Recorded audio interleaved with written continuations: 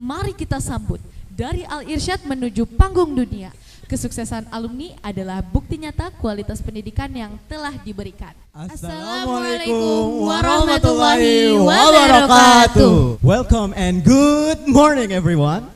We would like to welcome you all to attend talk show Jejak Alumni SMA Islam Teladan Al-Irsyad Al-Islamiyah Karawang. Semaliska, Berakhlakul karimah, berprestasi, berdaya guna. Oke, jadi hari ini kita akan mendengar langsung nih cerita dari para alumni yang menempuh perguruan tinggi dengan jalur yang berbeda-beda. Dan masing-masing itu punya keistimewaannya sendiri. Ada yang keterima perguruan tinggi dari jalur SNBP, SNBT, Mandiri, hingga studi di luar negeri melalui jalur beasiswa. Sebelumnya ada pada tahu belum ya tema talk show kita itu apa? Oke. Belum ya. Oke. Iya. Tema talk show kita itu adalah Find your path, shape your future. Nah, dalam kesempatan ini kita juga ditemani oleh Miss Ima, dan Miss Ima di sini akan menemani kita selama talk show ini berjalan. Oke, selanjutnya kami akan mempersilahkan para alumni untuk naik ke panggung. Kita akan melanjutkan sesi ke perkenalan alumni. Untuk kakak silahkan untuk memperkenalkan diri. Perkenalkan, nama saya Aulia Rahman Rashid. Saya dari angkatan kedua Kwilasta. Saya sekarang berkuliah di kampus China University of Petroleum Beijing. Saya masuk lewat jalur scholarship. Assalamualaikum warahmatullahi wabarakatuh. Perkenalkan, nama saya Muhammad Zaidan Aliful Haq. Saya angkatan pertama dari SMA Islam Teladan Al-Irsyad. Sekarang saya berkuliah di Politeknik Negeri Bandung. Saya masuk jalur SNBT. Assalamualaikum warahmatullahi wabarakatuh. Perkenalkan, nama saya Anissa Salwa Hanifah dari angkatan 2 Akwilasta. Saya sekarang berkuliah di Universitas Diponegoro, jalur masuknya ujian mandiri. Bismillah, Assalamualaikum warahmatullahi wabarakatuh. Perkenalkan, saya Faradiba Salwanisa dari angkatan 3 Treksa Foren. Saya berkuliah di Universitas Indonesia, jalur SNBP.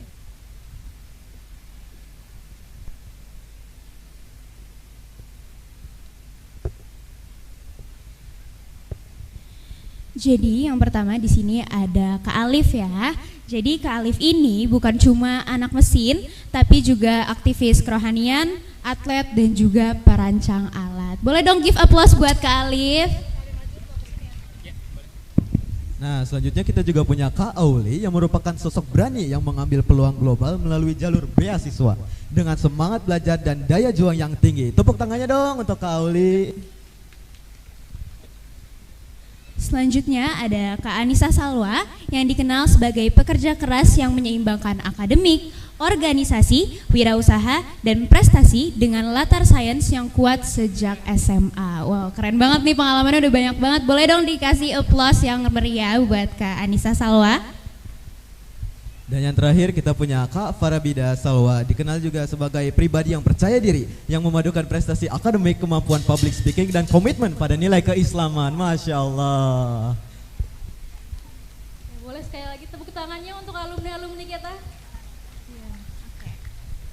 Sebelum lanjut nih kita ke sesi berikutnya ya, kita akan tanya-tanya nih sama kakak alumni, kita bakal ngobrol-ngobrol juga. Tapi sebelumnya bakal ada penjelasan mengenai jalur masuk perguruan tinggi yang akan dijelaskan langsung oleh Miss Ima. Oke, terima kasih Kak Audrey. Tema hari ini kita akan membahas beragamnya jalur masuk perguruan tinggi dari alumni-alumni kita yang sudah jadi mahasiswa ini.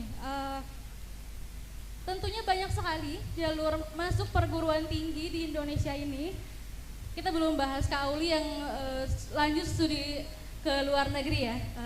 Bapak Ibu sekalian, audiens semua, hadirin yang terhormat.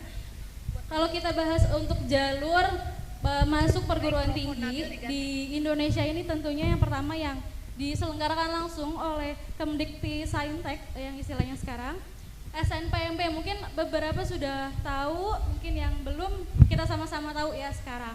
Nah, terbagi menjadi 3 jalur. Yang pertama itu ada SNBP, yaitu jalur prestasinya pakai nilai rapor masuknya dan juga ditunjang oleh prestasi yang diraih oleh siswa-siswa selama SMA, 3 tahun SMA. Kemudian apalagi syaratnya, nah yang masuk atau yang mengikuti SNBP ini adalah yang menjadi siswa eligible. Siswa eligible ini adalah alhamdulillah karena SMA Islam Teladan Al-Irsyad Al-Islamiyah Karawang ini sudah akreditasinya A, jadi kita dapat kuota sebanyak 40% gitu. Nah itu adalah 40% tertinggi satu angkatan gitu ya.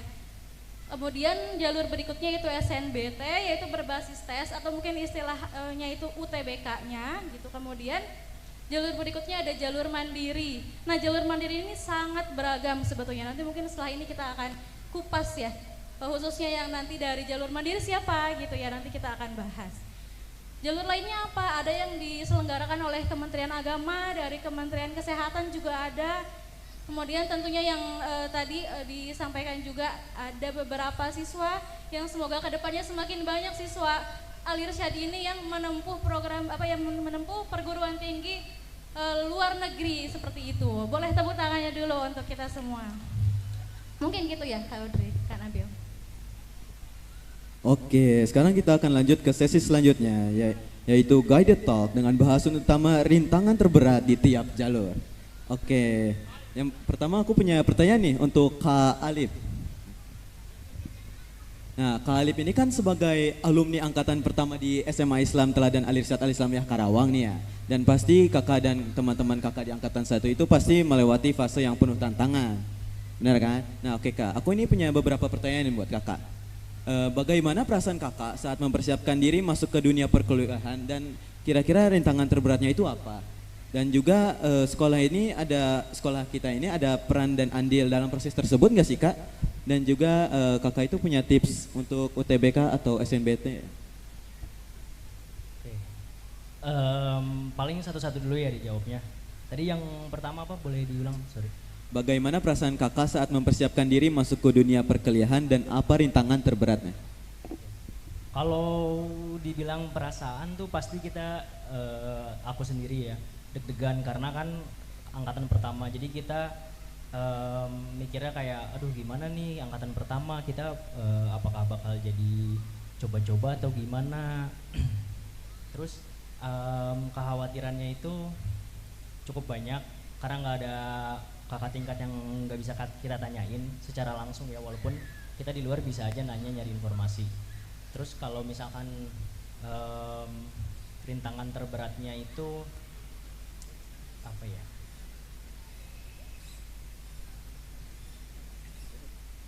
Rintangan terberat ya pas mempersiapkan diri.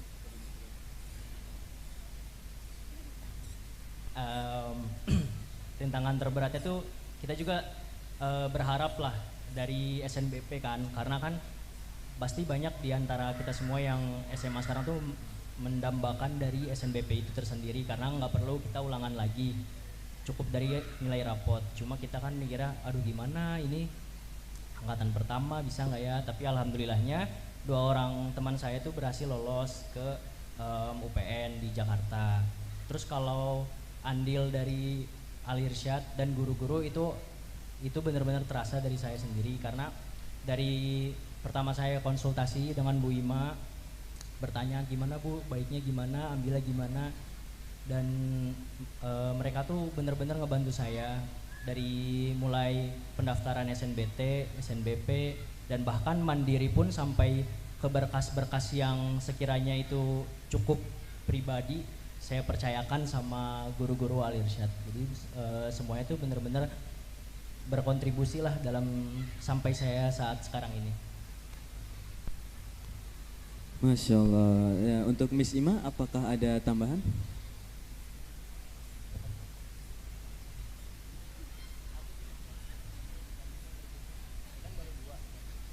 Oh ya. Ya, kakak ada tips nggak sih Kak buat kita yang masih SMA ini yang buat bisa lolos UTBK atau SNBT gitu, kayak cara belajarnya tuh kayak gimana, manajemen waktunya atau gimana? Sebenarnya ada sedikit cerita menarik ketika mau masuk atau perkuliahan ini ya. Jadi awal-awal karena alhamdulillahnya aku masuk eligible. Jadi kayak leha-leha kali ya, udah santai lah SNBP masuk nih. Cuma di situ itu salah satu kesalahan. Habis aku juga kan ngambil tempat les juga di luar. Terus ketemu salah satu teman dia salah satu alumni SMP Al Irsyad juga.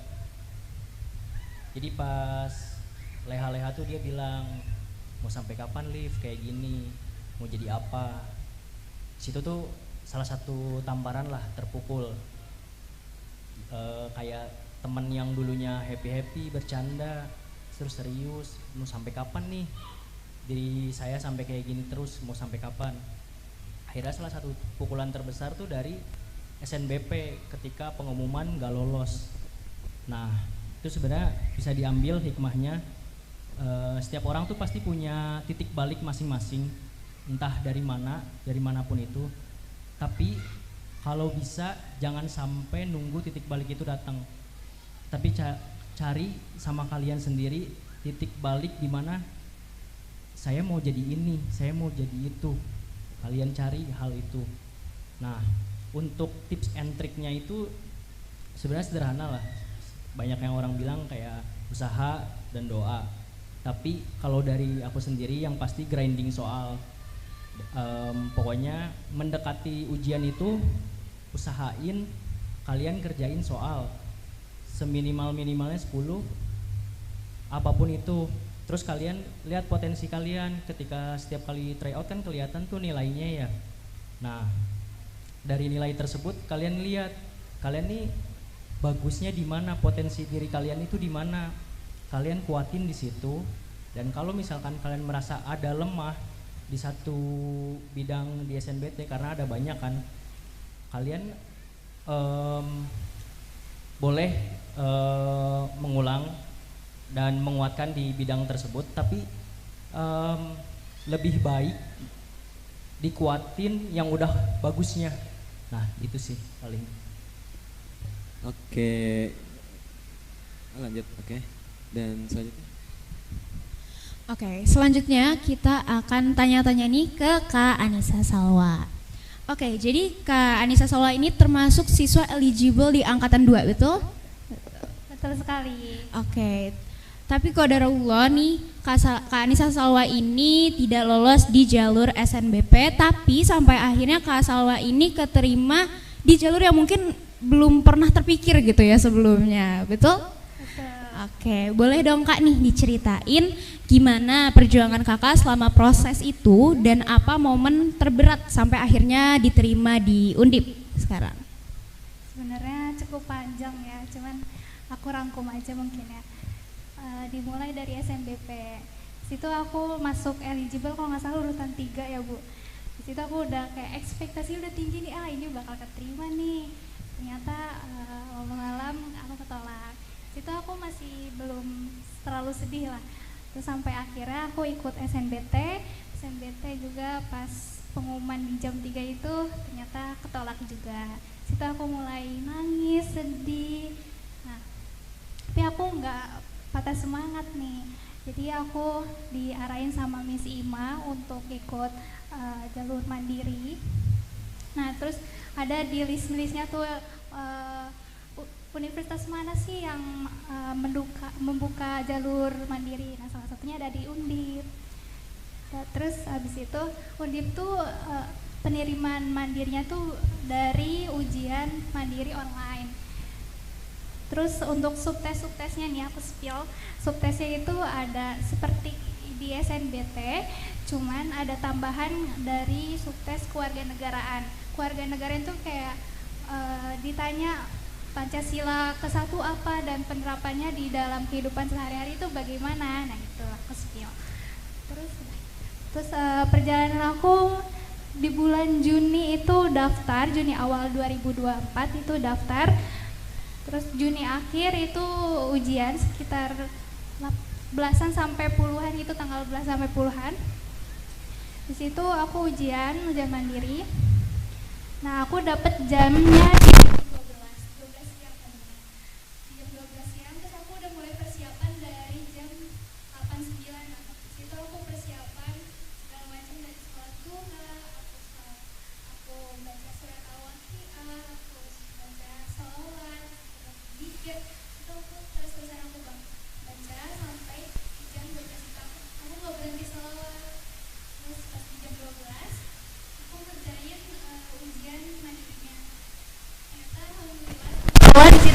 benar-benar dimudahkan, dilancarkan, terus nggak ada sedikit pun hambatan lah.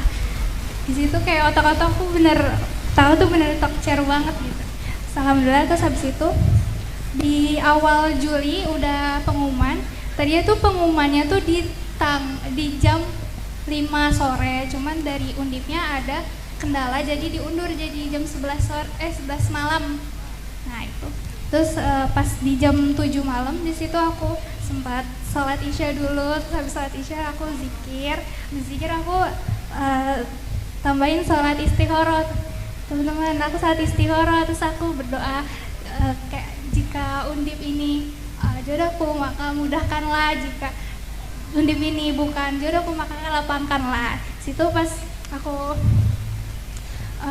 buka pengumuman di jam 11 malam, sebenarnya agak ngaret sih aku bukanya, agak molor dikit, iya server. Terus ternyata aku serahin semua ke Allah, ternyata di pengumuman aku ijot, dinyatakan lulus sebagai mahasiswa Universitas Diponegoro. Gitu ceritanya. Oke, Masya Allah banget ya ternyata perjalanannya nih untuk sampai keterima di Universitas Diponegoro gitu. Nah, gimana sih Kak waktu itu cara Kakak untuk jaga kesiapan mental saat menghadapi penolakan di SNBP dan juga di SNBT? Ya, pertama kalau ketolak itu udah pasti sakit banget ya, nyesek lah. Di situ aku nangis, aku sempat nangis terus. Tapi aku nggak larut dalam kesedihan. Aku cerita sama teman-teman, aku cerita ke Miss Ima, cerita ke orang tua aku. Terus mereka tuh dikasih solusi, dikasih motivasi gimana caranya. Kamu tuh nggak boleh stuck di situ aja. Gitu. Terus jadi akhirnya aku bangkit, terus aku buat rencana ulang, rencananya plan kan A B C D. A B itu udah gagal, aku gimana caranya CD-nya ini harus berhasil gitu. Salah satunya aku ikut ujian mandiri. Aku juga sempat kepikiran kayak Auli loh buat ke luar negeri.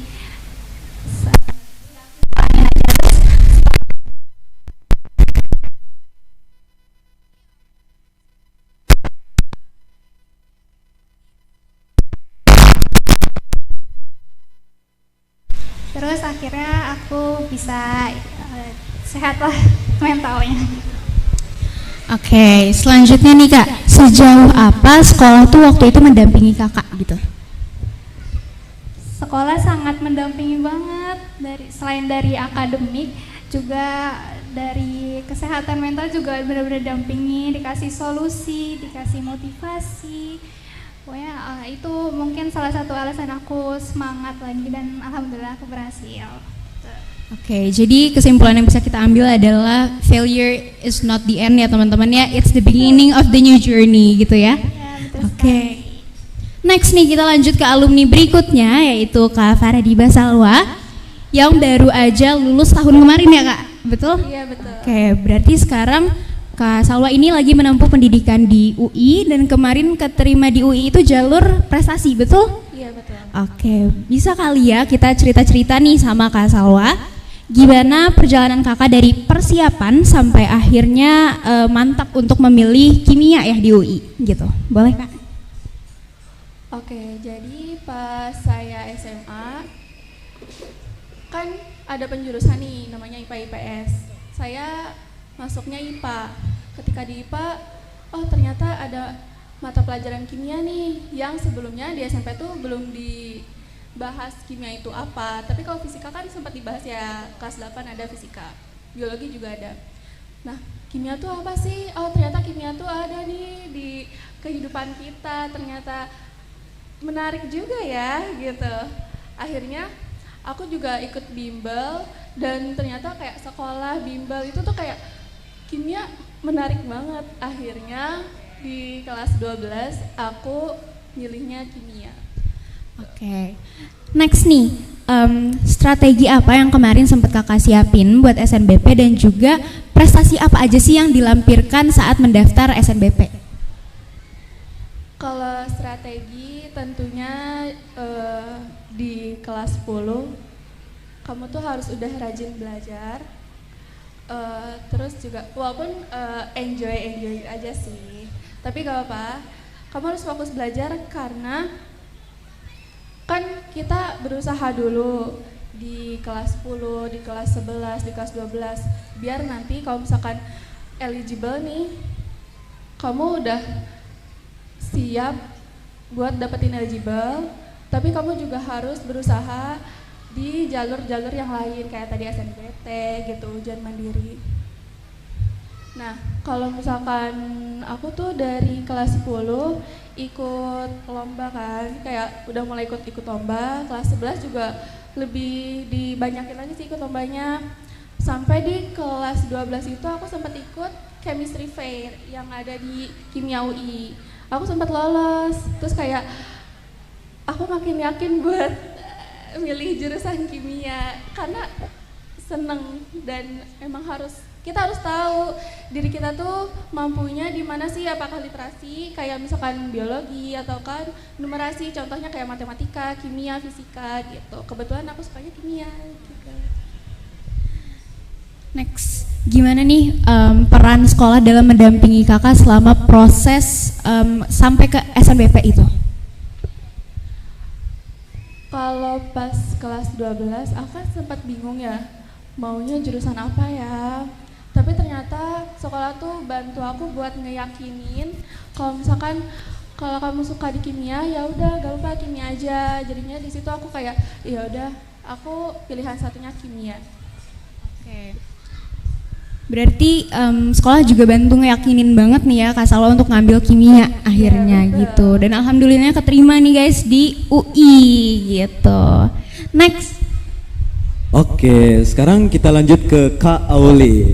Nah, Kak Auli ini adalah merupakan perwakilan alumni yang melanjutkan studi ke luar negeri. Masya Allah, beliau datang jauh dari Cina untuk hadir di acara ini. Nah, perjalanan Kak Auli ini juga sangat menarik nih. Termasuk siswa eligible di angkatan kedua peminapan IPA lagi.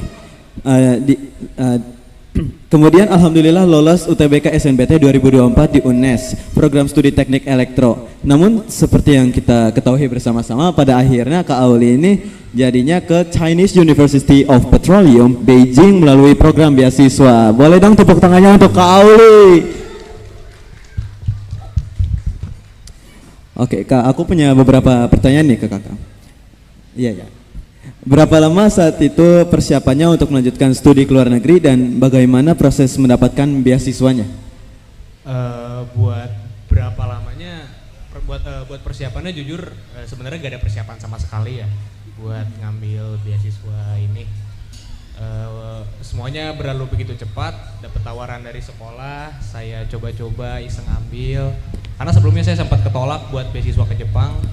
Jadi kita coba lagi aja ke Cina ini, siapa tahu rezekinya gitu kan. Dan alhamdulillah waktu tes pun jujur ada cerita sih sebenarnya buat tesnya ya.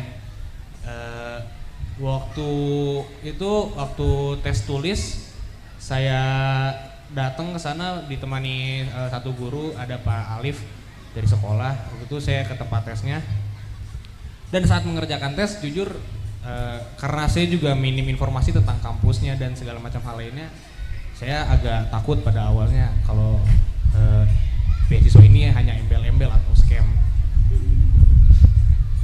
Dan ya saya mengerjakan tesnya pun ya nggak begitu gimana sebenarnya kan. Cuman alhamdulillah pada malam harinya ada waktu pengumuman saya dinyatakan lolos buat sesi interview di keesokan harinya. Dan bahkan saat keesokan harinya pun saya masih takut. Oh gitu Kak? Saya masih takut kalau beasiswanya hanya scam atau embel-embel gitu kan, siapa tahu dijual atau gimana kan, nggak tahu ya. Jadi saya sempat gak mau datang sampai akhirnya dibujuk tuh lama-lama ya udah saya akhirnya datang ke sana. Interview saya datang pertama. Lalu langsung di hari itu juga di sore hari pengumumannya dikeluarkan dan alhamdulillah saya dapat beasiswanya, diterima. Itu interviewnya pakai bahasa Cina atau gimana Kak? Interviewnya pakai bahasa Inggris kok, semuanya dari tes sampai interview semua pakai bahasa Inggris. Oke, sekarang kita ke pertanyaan selanjutnya. Kan tadi alhamdulillah kakak itu keterima kan ya masuk ke CUPB ini. Nah, tantangan terbesar pas pertama kali kakak masuk kuliah di luar negeri itu apa sih, dan kakak cara beradaptasinya itu kayak gimana ya? Yang pasti kan ada yang culture shock atau yang bahasa baru gitu kan ya? Ya pasti buat tantangan, pasti yang pertama dari segi bahasa ya. Karena jujur mau sebagus apapun bahasa kita, meskipun saya di sana pakai bahasa pengantar Inggris, tapi tetap aja gitu agak kesulitan dengan bahasa-bahasa teknisnya. Saya banyak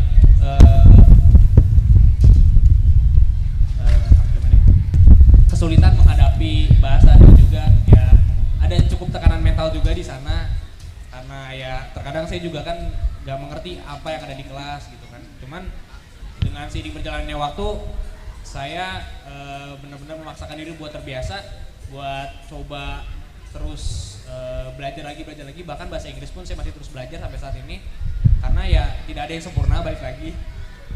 Jadi ya mungkin tekanan terbesarnya jelas mental dan bahasa sih. Dan kalau semisal di Cina itu kan mayoritas itu bukan agama yang banyak Islamnya ya kak. Dan untuk makanannya itu yang apa ya, agak sulit. Nah itu kakak cara mengatasinya itu gimana kak? Untuk cara mengatasi soal makanan, alhamdulillah di kampus kita yang pertama tuh udah disediakan kantin halal. Karena memang buat mahasiswa internasional pun banyak yang dari Timur Tengah, rata-rata mayoritas Muslim. Jadi disediakan oleh kampus tuh ya kantin halal buat kita. Dan opsi kedua, saya sendiri memang suka masak, jadi ya itu adalah salah satu opsi saya juga buat bertahan hidup di sana. Oke, dan pertanyaan terakhir nih kak, untuk siswa Semaliska yang ingin lanjut kuliah di luar negeri nih kak, kira-kira apa sih 3 hal yang harus mulai dipersiapkan dari sekarang? Yang pertama, jelas kalau emang punya niat buat nyari kampus keluar, yang pertama tuh pastinya cari infonya. Jangan males baca, ada info sekali lihat baca, jangan cuma baca sekilas doang, jangan. Baca persyaratan semua, langkah-langkah, tanggal pendaftaran, tanggal penerimaan, semuanya harus kalian baca, kalian harus tahu itu tuh, karena itu banyak banget sebenarnya dari kita tuh yang skip hal itu ya. Kayak lihat info doang, kayak pengen nih, nanti paling disimpan doang gitu kan, tapi gak dibaca-baca. Paling itu yang pertama sih. Dan yang kedua mungkin dari segi bahasa jelas yang pasti bahasa Inggris dulu deh yang basic gitu kan. Dan kalau bisa bahkan pelajari juga bahasa yang emang bahasa negara yang kamu mau itu gitu loh. Dan yang ketiga mungkin apa ya, ini juga yang ketiga, dari ini masih dalam bahasa tapi lebih mendalam lagi. Kamu harus tahu, pertama kamu harus tahu dulu jurusan apa yang kamu mau. Nah, setiap jurusan itu punya bahasa teknisnya masing-masing loh dalam bahasa Inggris. Kadang saya juga masih suka miss di situ gitu loh. Kayak saya kadang kayak ada yang nggak saya paham, ini bahasa teknis apa gitu kan, kayak malah ngalor ngidul jadinya gitu kan, nggak ngerti. Paling itu aja sih. Oh berarti secara kesimpulannya kalau bagi siswa Semaliska yang pengen kayak kuliah di luar negeri itu yang paling penting kita harus cari informasinya terus-terusannya kayak dibaca, ditelusuri secara mendalam, dan juga bahasa Inggris minimal lah ya yang kecakupannya. Oke, terima kasih kak.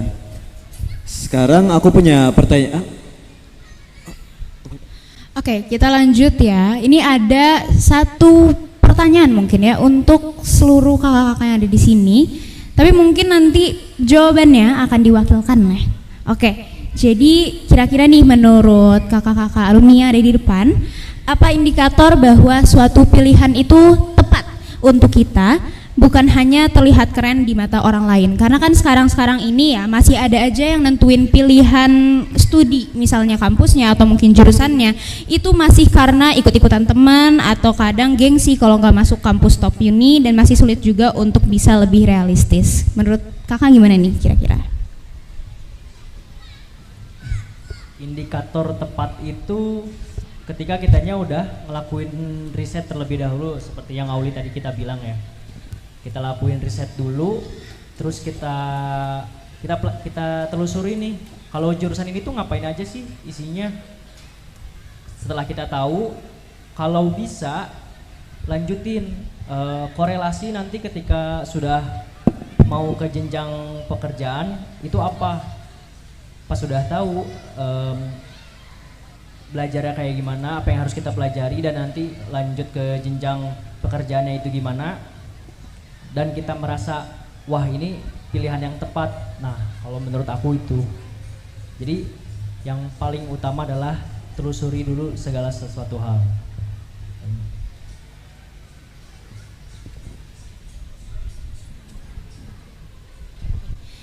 Selanjutnya kita akan buka nih sesi Q&A, question and answers. Mungkin ada 2 pertanyaan yang akan boleh diajukan oleh audiens yang hadir pada hari ini yang kira-kira mau bertanya ke kakak-kakak alumni yang ada di depan. Untuk audiens yang ingin bertanya, kami persilakan untuk mengangkat tangannya dan sebutkan pertanyaannya. Nanti akan ada dari kami yang memberikan mikrofon untuk bertanya. Terima kasih. Boleh hadirin sekalian yang hadir yang mau tanya tentang apapun yang mungkin tadi sempat kita bahas, atau mau tanya-tanya tentang SMA, boleh langsung ke stand kita di belakang.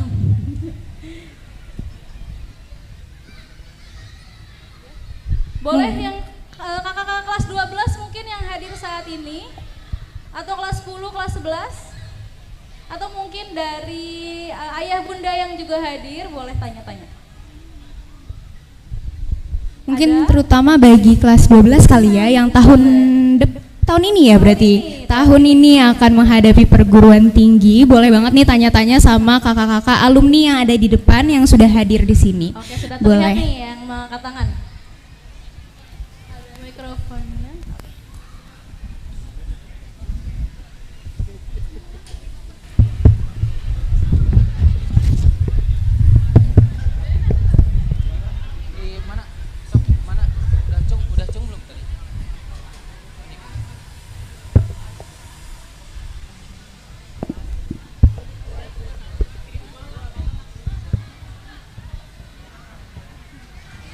Boleh perkenalkan diri dulu ya Kak, dari kelas mana?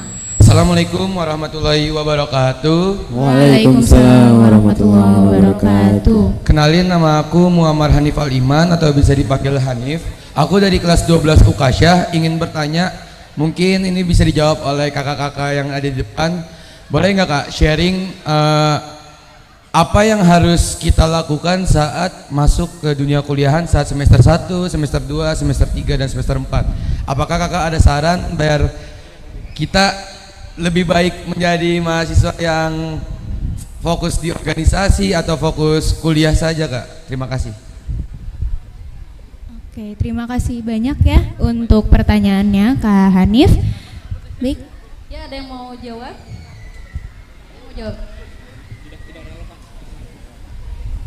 Oh, dari angkatan 1 katanya. Gimana Khalid?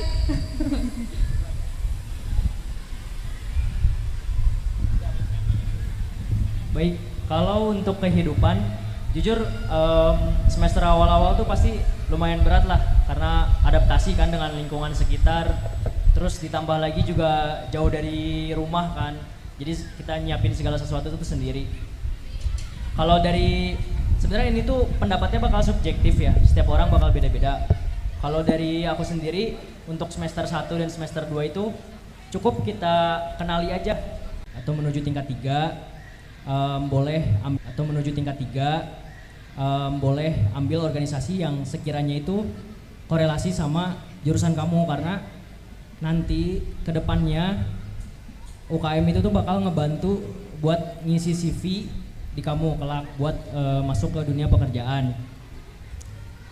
Dan alhamdulillahnya kemarin tim aku itu lolos buat kompetisi di Universitas Negeri Jember, dan benefit yang didapat tuh banyak. Ada kita kenal sama kampus-kampus lain, kita ngobrol, keluh kesah selama membuat mobil tuh gimana. Terus soal biaya semua ditanggung sama kampus. Jadi menurut aku itu hal yang benar-benar bisa banyak lah benefitnya. Paling itu sih. Mungkin ada yang menambahkan ya Kak, soal menambahin. Ya, izin nambahin ya, kalau dari aku Mungkin persiapannya itu harus punya soft skill dulu. Salah satunya berbicara di depan umum, public speaking. Karena apa? Karena di dunia perkuliahan itu tuh sangat banget, butuh banget itu public speaking. Karena kita tuh harus ngomong sama dosen tuh harus gimana caranya, ada tata keramanya. Terus kita harus ngomong sama teman gimana caranya. Terus sopan santunnya gimana. Terus udah paling itu aja ya soft skillnya di public speaking. Terus di organisasi pun sama, itu sangat dibutuhkan untuk berbicara. Karena kalau nggak bisa, sorry to say, untuk nggak bisa public speaking itu kayak di skip aja gitu. Jadi intinya harus punya public speaking. Siapin dari sekarang public speaking. Bisa dari OSIS mungkin, karena di OSIS kan juga sering banget rapat kan untuk LPJ-an mungkin. Nah sih itu aja dari aku. Oke, thank you Kak Salwa. Sesi tanya jawab sepertinya hanya satu nih, gimana ya? That's okay. Mungkin untuk kakak-kakak kelas 12 ataupun adik kelasnya, ayah bunda yang mungkin nanti ingin tanya-tanya terkait yang kita bahas hari ini bisa kita ngobrol di belakang ya, karena waktunya terbatas sepertinya nih. Oke.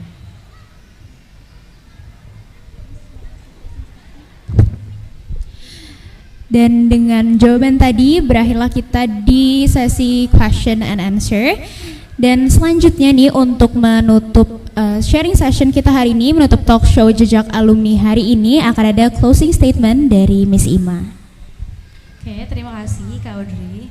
Jadi kalau kita dengar cerita kakak-kakak alumni yang hadir di depan kita semua hari ini, kita bisa lihat bahwa ternyata tidak ada perjalanan yang lurus, yang mulus, yang lancar begitu saja gitu ya.